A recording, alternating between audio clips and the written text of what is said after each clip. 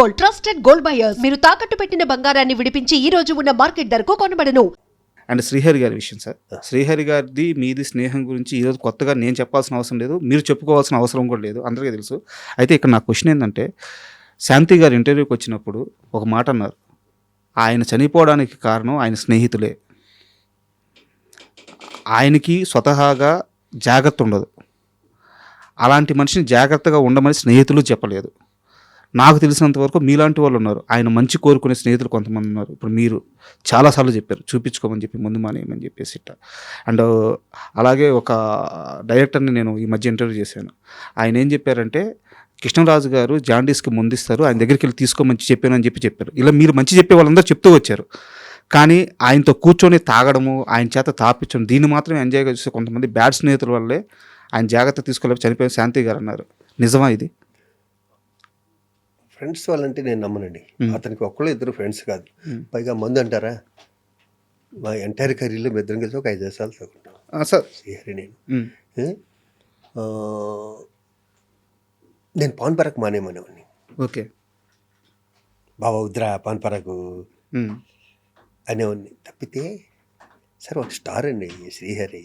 అయ్యో, అతనికి తెలియదా పాన్ పరాకు తినాలా? తనుకున్న ప్రెజరు, తనుకున్న టెన్షన్ తనకు ఉండొచ్చేమో సార్ కదా. మనం చెవట నన్ను సిగరెట్లు చాలాసార్లు మానేమన్నారు కదా.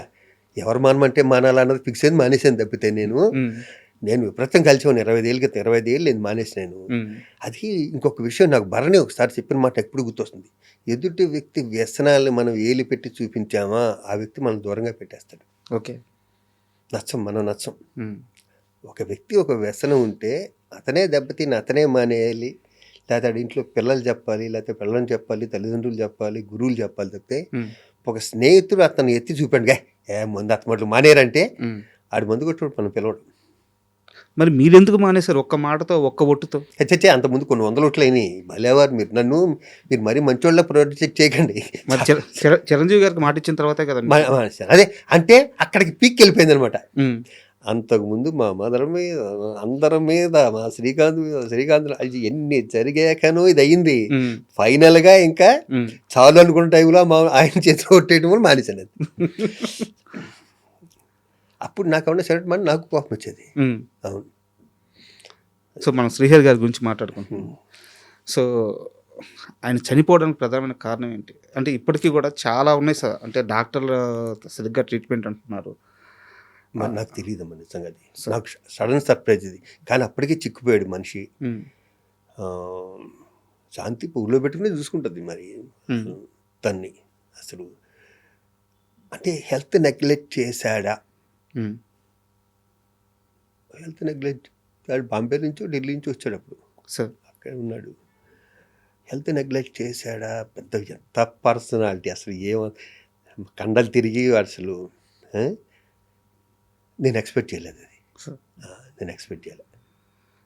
అండ్ ఇప్పుడు మీరు చెప్పారు కృష్ణరాజు గారి దగ్గరికి తీసుకెళ్ళండి, ఇది ఇస్తారన్నది కూడా చనిపోయాక తెలిసింది నాకు. ఓకే, మా బావ చనిపోయాక, శ్రీహరి చనిపోయాక అక్కడ మాటల్లో ఎలమన్నావు అని ఒకళ్ళు అంటున్నారు. వి సముద్ర గారు సార్ నాకు చెప్పింది, డైరెక్ట్గా వి సముద్ర గారు నాకు చెప్పారు ఆ మాట. ఆయన చెప్పారంట. సముద్ర డెఫినెట్గా చెప్పారు. సముద్ర క్లోజ్ కొంచెం, ఎంతమందికి డైరెక్టర్కి లైఫ్ ఇచ్చాడో. అవును. అండ్ మీరు ఒక ఇంటర్వ్యూలో మాట్లాడుతూ, శ్రీహరిని వాడినట్టు నేను ఎవరిని వాడలేదు బావా, రారా వీళ్ళకి ఒక 50,000 కావాలంటే రాసి ఇచ్చేసేవాడు అని చెప్పారన్నమాట. శ్రీహరినే కాదు, నా ఫ్రెండ్స్ అందరినీ నేను ఇస్తూ, నా ఫ్రెండ్స్ గ్యాంగ్ ఉంటుంది అందరినీ మొత్తం. ఇప్పుడు ఈసీ మీటింగ్కి ఒకసారి బావా రారా అంటే, షూటింగ్ రా ఒకసారి వచ్చి వెళ్ళిపోరా అన్న. అంటే 2 వ్యక్తులు గుంట్లో బాలే. మాలో బిజీ ఎవరు, మాలో ఎక్కువ తీసుకునేది ఎవరు అంటే శ్రీహరే. శ్రీహరే ఎక్కువ తీసుకునేవాడు. అందుకే బావా రే ఈడుకో 25,000 రాయి, ఈడుకో 25,000 రాయి, ఒరే దీనికి ఇంటికి వచ్చి తీసుకెళ్ళవచ్చు కదా నన్ను ఇప్పుడు ఈసీ మీటింగ్ పిలిచి షూటింగ్లో అనేవాడు పాపం తన్ని బాగా. నేనంటే కాదండి, నేనంటే న్యాచురల్ కాదండి అసలు. అవునవును.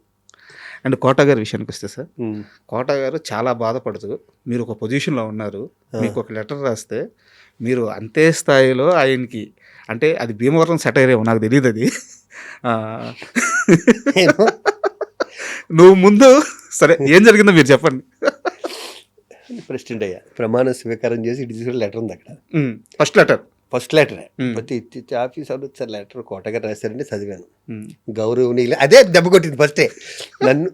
మన ప్రెసిడెంటే తను ఒక విధంగా పిలుస్తాడు కదా నన్ను, ఉమ్, ఉమ్, ఎరా శివ అనేది పిలుస్తాడు కదా. ఇక్కడ గౌరవనీయులైన ప్రెసిడెంట్ శివాజీ రాజా గారికి, అయ్యా పరభాషా నటులు వచ్చి మా మీద ఇక్కడ ఎక్కి తొక్కేస్తుంటే మీరు ఏంటి కాదు గంట కూడా అవ్వలేదు నేను అయ్యి వచ్చి పరనటులు వచ్చి తమిళ నుంచి అక్కడి నుంచి ఎక్కించి వచ్చేస్తానంటే నేను, అయ్యా ప్రముఖ నటులు కోటా శ్రీనివాసరావు గారికి హృదయపూర్వకంగా నమస్కరిస్తూ, శివాజీ రాజా వ్రాయినది మీరు కూడా తమిళ్లోను కన్నడలోను మానేస్తే ఉమ్, వాళ్ళు కూడా మనం చూద్దాం సార్, ముందు మీరు అది మానేయండి అన్నాను.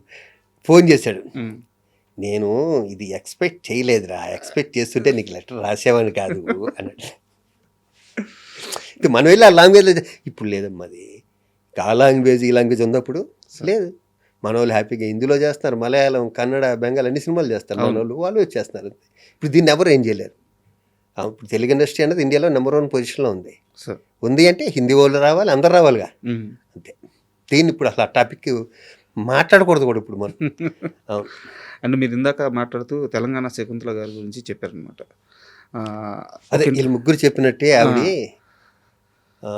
బ్యాంకాక్ వెళ్ళింది షూటింగ్. సార్ బ్యాంకాక్ షూటింగ్ వెళ్ళాక ఆవిడకి హార్ట్ అటాక్ వచ్చింది. ఉమ్, డబ్బుల్లో చిన్న ప్రొడక్షన్, ఉమ్, హాస్పిటల్లో ఉంది.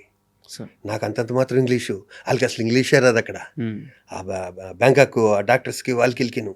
నేను మధ్యలో ఎవరినో ఒకరిని పట్టుకుని అక్కడ ప్రొడక్షన్ వైజ్ ఆడుతూ మొత్తం వెళ్తే, నేనున్నాను, నేను చూసుకుంటానమ్మా, మీకెందుకు, ఉమ్, మేము ముందు ఇక్కడికి రండి, మిగతా అంతా నేను చూసుకుంటానని చెప్పి వచ్చేస్తే ఆవిడ ఆ రోజు ప్రెస్ మీట్ చెప్పింది, నాకు శివాజీ ఉంటే చాలు, నాకు ఎవరు ఇందాకన్నా శివాజీ రాజు ఉంటే చాలు, నాకు ఎవరు లేకపోయినా పర్లేదు, వాడు నన్ను బంగారంలో చూసుకుంటాడని. ఉమ్. ఆవిడ చనిపోయాక ఆవిడని ఐస్ పెట్టి తీసుకొస్తారు కదా, దాని మీద శివాజీ అని ఉంది. ఉమ్. దేవుడు స్క్రిప్ట్ అది. తట్టుకోలేకపోయాడు. ఉమ్, అవును, ఆవిడ మాట నిలబెట్టుకుంది.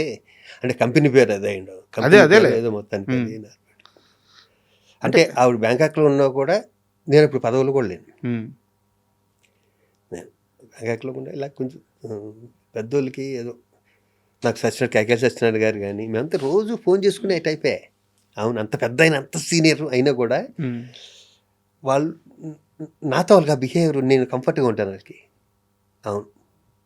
అండ్ తేజ గారి విషయానికి వస్తే సార్, చాలామంది ఈ మధ్య ఇంటర్వ్యూ చేస్తా తేజ గారు చాలామంది పరిచయం చేస్తారు కదా, అవును. వాళ్ళందరూ ఇంటర్వ్యూ చేస్తా ఒక అతను అడిగాను, ఆ, తేజ గారు మిమ్మల్ని కొట్టారా అని అడిగాను. ఆ, నన్ను కొట్టలేదు కానీ కొట్టుంటే బాగుండేదని చెప్పి సినిమా అంతా బాధపడ్డాను, ఎందుకంటే తేజ గారు కొట్టిన ప్రతి ఒక్కరు స్టార్ అయిపోయారు. ఎందుకంటే తేజ గారితో మీకున్న అసోసియేషన్ ప్రత్యేకంగా చెప్పాల్సిన అవసరం లేదు. అవును. నాకు చాలా ఇష్టం తేజ అంటే. తేజకి నేనంటే తేజని నేను ఇష్టపడే కన్నా నన్ను ఎక్కువ తేజ ఇష్టపడతాడు. ఎందుకంటే ఎవరో ఒకరు సబ్జెక్ట్ చెప్పడానికి వెళ్ళి సరే షూటింగ్ చేస్తారు, ఈ క్యారెక్టర్ శివాజీరాజు ఏం సరే, అతని సినిమాలే కాదు, ఉమ్, ఉమ్. అతని దగ్గరికి ఎవరో సబ్జెక్ట్ చెప్పడానికి వెళ్తే మొన్న ఈ మధ్య జరిగింది. సార్ నేనంటే అంత ఇష్టం, చాలా ఇష్టం. అంటే కొడతాడు అంటే కొట్టడు కానీ సడన్గా కోపం వస్తుంది. ఉమ్, అది ఎందుకు వస్తుందో తనకు కూడా అర్థం కాదు, వచ్చేస్తుంది. టక్కన వస్తుంది కోపం. వచ్చి ఒక 10 నిమిషాలు కొంచెం పిన్ డ్రాప్ సైలెంట్గా ఉంటే మళ్ళీ మామూలుగా మళ్ళీ షూటింగ్ మామూలుగా జరుగుతుంది. భరణి అన్న నేనన్నా చాలా ఇష్టం. ఉమ్, మేమిద్దరం చాలా క్లోజ్గాను. సార్ దేవుణ్ణే నమ్మని శివాజీ రాజా గారు చుట్టూ దేవుడు అంటే ప్రాణాలు ఇచ్చేసి దేవుడి కోసం భక్తితో పరవశించిపోయే మనుషులను ఎందుకు పెట్టుకున్నారు? వాళ్ళు వచ్చారే మళ్ళా దేవుడే ఏర్పాటు చేశాడు అనుకుందాం. మీరు గమనించారా? శ్రీకాంత్ గారు కానీ భరణి గారు కానీ వీళ్ళందరూ కూడా అసలు విపరీతమైన భక్తి వాళ్ళకి. అవును, ఇంకా భరణి గారి గురించి ప్రత్యేకంగా చెప్పాల్సిన అవసరం లేదు. చెప్పక్కర్లేదు. అవును, సో మరి మీ స్నేహం ఏమో అందరూ వీళ్ళందరితో ఉంటుంది. అవును. వాళ్ళిద్దరూ నాకు చాలా కావాల్సిన వ్యక్తులు, చాలా కవితలు. దేవుణ్ణి నేను నమ్మను అంటే ఏదో ఇందాక చెప్పాను కదా, పంచభూతాలు ఏదో పవర్ ఉంటుందని నమ్ముతాను కానీ ప్రత్యేకించి చిత్తం దేవుడు అన్నది నాకు కాదు. అంటే ఇంత స్ట్రాంగ్ మైండ్ సెట్ రావడానికి కారణం ఏంటి భక్తి విషయంలో? ఎవరు మీకు? మరి నేను ఎల్లుగురిలో ఎవరైనా ఎల్లుంటారా? తెలుసు సార్. నేను అనేది ఏంటంటే దేవుణ్ణి చూసే ప్రాస్పెక్టివ్లో మీకు ఒక స్ట్రాంగ్ మైండ్ ఉంది. ఎందుకు అనిపించే ఎండమూరి వీరేంద్రనాథ్ నవలో ఇది కొన్ని ఇది మనకి ఎక్కడో ఓకే. ఎండమూరి వీరేంద్రనాథ్ ఒక నవల్లో చెప్తాడు, లేకపోతే పర్సనల్ అతని ఇంటర్వ్యూలోను, దేవుడు రకరకాలుగా చూస్తారు, నేను చూసే విధానం వేరు, సార్ నాకు అది నేను కరెక్ట్గా చెప్పట్లేదు. ఈ మధ్యన కలిసానండి మురళీధర్ గారిని.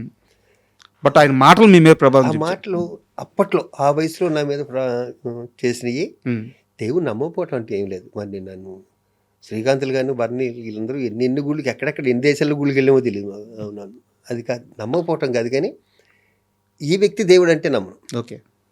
నేను నేను నమ్మకపోవటం దేవుని కాదు, బాబాలని ఉమ్, బాబాలను నమ్మను.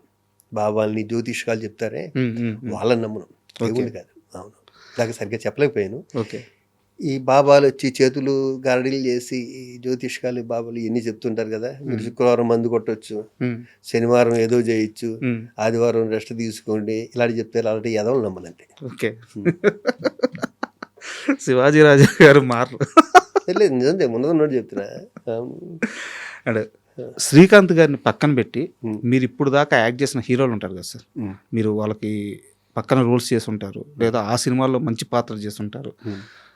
మీకు నచ్చిన అంటే కంఫర్ట్గా ఉండే హీరో ఎవరు? శ్రీకాంత్ గారిని పక్కన పెట్టండి, ఎందుకంటే మీరు శ్రీకాంత్ గారి పేరు ఖచ్చితంగా చెప్తారు కాబట్టి. ఎక్కడి శ్రీకాంత్ గారు? శ్రీకాంత్ గారి పేరు పక్కన పెట్టి చెప్పండి.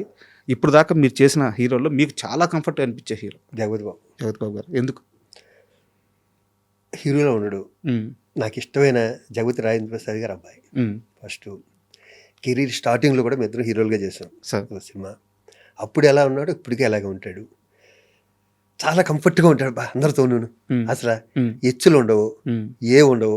ఆవకాయ అన్నం కలిపేసి ఇంట్లో అందరికీ పెడతాడు బా. ఇంచక్క.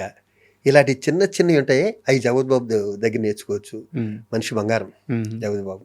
అవును. ఆయన మధ్యలో ఫైనాన్షియల్గా చాలా స్ట్రగుల్ అయ్యారు సార్, బట్ ఆయన ఇచ్చిన కంబ్యాక్ అదిరిపోయింది. అదిరిపోయింది. ఉమ్. పూరి జగన్నాథ్ వీళ్ళిద్దరూ ఇచ్చిన కంబ్యాక్లు మామూలుగా లేవు. అవును, మీరు టచ్లో ఉన్నారా ఆ సమయంలో జగత్బాబు గారితో? ఇప్పుడే ఫోన్ చేయటం ఏదైనా అవసరం పుట్టుగా మనం ఎవరిని డిస్టర్బ్ చేస్తాం. ఇండస్ట్రీలో కాంబినేషన్ ఉంటే యాక్ట్ చేయటం, లేదంటే ఏదైనా పని ఉంటే ఏదైనా అవసరం ఉంటే ఫోన్ చేయటం తప్పితే సార్. రెగ్యులర్గా అంటే శ్రీకాంత్ నేను, వర్ణి నేను, అలీ నేను, ఇలా బ్యాచ్ ఉంటుంది అంతే. అండ్ ఇందాక శ్రీకాంత్ గారిని ఎందుకు పక్కన పెట్టమన్నానంటే అదేం స్నేహం సార్, బావా బావా బావా అది బ్లడ్ 33 రిలేషన్. ఏళ్ళు. బ్లడ్ రిలేషన్ మించిపోయింది మీది. ఏంది ఆ స్నేహం ఏంది? అది వాళ్ళకి ఎలా అంత బాగా ఎలా ఇష్టం, ఒకళ్ళ వాళ్ళంటే ఇష్టం. ఉమ్, మా ఇద్దరికి బిజినెస్ లేవు, ఎప్పుడు మా ఇద్దరికి బిజినెస్ లేవు. ఉమ్, అవును, మా ఇద్దరి మధ్యన కూడా పెట్రోల్ షోలు పెట్టేశారు ఇప్పుడు చాలాసార్లు. మీ ఇద్దరం పట్టించుకోలేదు అంతే, కాబట్టి ఇంతకాలం ఉన్నాం. నాకు ఇంకోసారి చెప్తున్నా, శ్రీకాంత్ ఒక్కడే ఫ్రెండ్ కాదు. ఉమ్, వాళ్ళ ఇంట్లో శ్రీకాంత్ అత్తయ్య కానీ, మావయ్య కానీ, శ్రీకాంత్ మదర్ కానీ, శ్రీకాంత్ బ్రదర్ కానీ ఉమ్. అందరూ క్లోజ్. దానివల్ల ఎక్కువ కంఫర్ట్. మీ ఇద్దరి మధ్య మర్చిపోలేని ఒక ఇన్సిడెంట్ ఏదన్నా కావాలి? కొన్ని వందలు ఉన్నాయి, కొన్ని వందల ఇంటర్వ్యూలో చెప్పేసాను, బోల్డెన్ ఉన్నాయి. నాకు ఒక్కటి కావాలి అంటే మా వ్యూవర్స్ కోసం, ఆ, ఇదిరా వాళ్ళిద్దరి మధ్య బాండింగ్ అనే ఒక ఇన్సిడెంట్ ఉంటుంది కదా సార్, ఒకరికొకరు తోడుగా నిలబడింది ఏదో ఒక సందర్భంలో, అలాంటి ఒక్క ఇన్సిడెంట్ కావాలి సార్. నాకు చాలా పెద్ద అదే గుర్తు చేసుకోకూడదంటే ఇది లింకులు ఉంటుంది దీంట్లో, దగ్గర లింకులు చెప్పాల్సి వస్తుంది. సార్. పెద్ద యాక్సిడెంట్, 13 రోజులు కోమా. అవును 20 రోజు తర్వాత నేను మధురనగర్లో ఉండేవాడిని, సార్. ఒక డూప్లెక్స్ హౌస్లో. అది ఏమైందంటే, నేను వస్తున్నాను, ఇంట్లో వాళ్ళు కంగారు ఉంటుంది కదా, మా మదరో మా అత్తగారో తెలియదు, కీ పడేశారు. ఉమ్, ఇప్పుడు నేను ఇంట్లోకి వెళ్తాను లేదు, నేను స్ట్రెచ్చర్ మీద తీసుకొచ్చాను, దీని మీద ఇంట్లోకి వెళ్ళటానికి లేదు. పాలు కొట్టే పగిలే తాళాలు కూడా కదా, మొత్తం డోర్ తీసే అంతే కదా. సెక్యూరిటీ లాక్కుంటుంది కదా, అలాంటిది. వీడు ఎంత ముందోడంటే, ఈ పక్క గేట్ ఎక్కి మనిషి అందదు, ఉమ్, అక్కడి నుంచి పడితే అయిపోతున్నాం. 4వ అంతస్తునే ఉండేది, ఉమ్, దాన్ని పట్టుకుని మొత్తానికి పైకెక్కి ఆ డోర్లోంచి వెనక నుంచి మెయిన్ గేట్ దగ్గర, మెయిన్ డోర్ దగ్గరికి వచ్చి ఆ లోపల లాక్ ఓపెన్ చేశాడు. బా. నేను అన్నా, రే నేను బతికి వచ్చాను, నువ్వు వెళ్ళిపోయాడు హాస్పిటల్కి, ఉమ్, ఎందుకు వచ్చింది అన్న. ఎందుకంటే నేను అక్కడ పట్టుకున్నాను, అలాగా హాస్పిటల్ నుంచి వచ్చినప్పుడు ఫస్ట్ పడుకుంటాడుగా. అవునవును, ఆయన చూడలేకపోతున్నారు అది మీరు అది నిలబడి. చూస్తుంటే లోపల తాళాలు తీసుకురండి, ఒకటి అమీర్పేట వెళ్ళండి, ఒకటి అక్కడికి వెళ్ళి ఇక్కడికి వెళ్ళండి అంటున్నారు. ఉమ్, ఏది వెళ్ళినా 1 అవర్ పడుతుంది. అవును. గ్రేట్. నా గురించి అది ప్రాణాలకి రిస్క్ వేయటం. అది నేను చాలా ఈజీగా చెప్పేస్తాను, ఇలా వెళ్ళాడు అలా తీసుకొచ్చాడని. అది 4 అంతస్తులు ఎక్కడ ఉంటే మాట్లాడుతుంది. 4 అంతస్తులు కాదు, అంటే డ్యూప్లెక్స్ కదా, 3 అంతస్తు 4 అంతస్తు కదా, 3వ అంతస్తు నుంచి 4వ అంతస్తు బాల్కనీకి వెళ్ళి అక్కడి నుంచి దూకి ఆ తలుపు తీసుంది, అక్కడి నుంచి కిందకి మెట్లు దిగి వచ్చి ఈ మెయిన్ డోర్ తీశాడు. Hats off. సూపర్. పోలీ ఇలా చెప్పుకునే అవకాశం వచ్చింది, ఆడితే ఎప్పుడు చెప్పలే. ఇప్పుడు అలీ గారితో ఎలా ఉంది సార్ మీ రిలేషన్? సూపర్. మీ ఇద్దరం ఒకళ్ళంటే వాళ్ళు కమల పిల్ల అనుకుని అలీ నేను. అందుకే అసలు అడిగింది. మీ ఇద్దరు మొన్న కృష్ణారెడ్డి గారి సినిమాలో 2 days 2 hours గెలిచిపోయింది మా ఇద్దరికి. ఎందుకంటే ఆ యూనిట్తో మాకున్న అనుబంధం, మా శరత్, అవును. మా సుచిత్ర, మా డాన్స్ మాస్టర్ సుచిత్ర, అందరినీ చూసి ఉప్పొంగిపోయాం ఇద్దరం. అవును, చాలా ఆ 2 రోజులు మాకు 2 నిమిషాల్లో గడిచిపోయింది. సార్